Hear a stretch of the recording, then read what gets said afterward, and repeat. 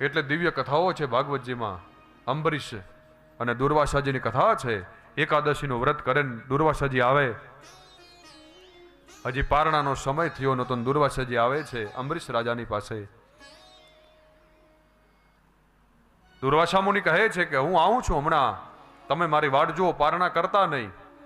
દુર્વાસાજીને વાર લાગી આવતા. અંબરીશને થયું કે મારે એકાદશીનું વ્રત છે, હવે પારણાનો સમય થયો છે, હું શું કરું? તો તુલસી પત્ર હાથમાં લીધું જળની સાથે અને એને આરોગ્યું. એટલે પારણા થયા પણ ગણાય અને ન થયા પણ ગણાય. અહીંયા દુર્વાસાજી આવે છે, પૂછે છે કે તમે પારણા કરી લીધા? તો કે હા ગુરુદેવ, મેં તુલસી પત્ર આરોગ્યું છે.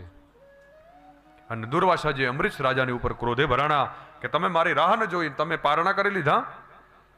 અને શ્રાપ આપવા માટે તૈયાર થાય છે દુર્વાસાજી. ત્યાં તો ભગવાન નારાયણનું સુદર્શન ચક્ર પાછળ પડે છે દુર્વાસાજીની. ભગવાન કહે છે મારા ભક્તને કોઈ હેરાન ન કરવા જોઈએ. અને આપણે ઘણી વખત કોઈ ભોળા માણસને જોઈએ તો આપણે એને કહીએ કે આ ભગવાનનો માણસ છે, ભોળો છે.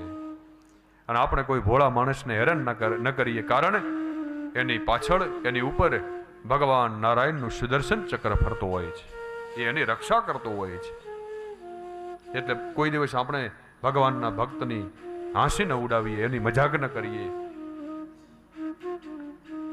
અહીંયા મારવા માટે તૈયાર થઈ હોલિકાનું મૃત્યુ થયું છે.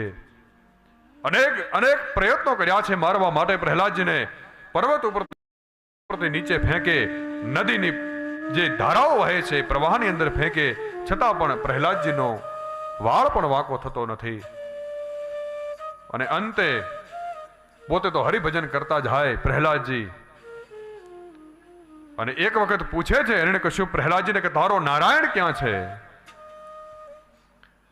ત્યારે પ્રહલાદજી કહે છે કે મારો નારાયણ તો સર્વત્ર વિદ્યમાન છે, કર્ણિકરમાં ભગવાન નારાયણ રહેલા છે.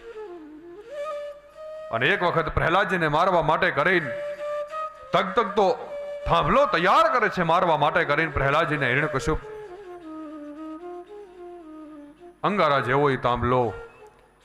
અને હિરણ્યકશ્યપ કહે છે પ્રહલાદજીને કે જો તારો શ્રી હરિ બધી કણકણમાં રહેલો હોય, જળ ચેતન બધી જ વસ્તુમાં રહેલો હોય તારો નારાયણ, તો આ થાંભલાને તો બથ ભર. તારો નારાયણ ક્યાં છે મારે આજે જોવું છે. અને સામે પ્રહલાદજી તગતો અંગારા જેવો સ્તંભ જોયો. વિચાર કર્યો કે જો આને બથ ભરીશ તો આજે મારું મૃત્યુ નિશ્ચિત છે.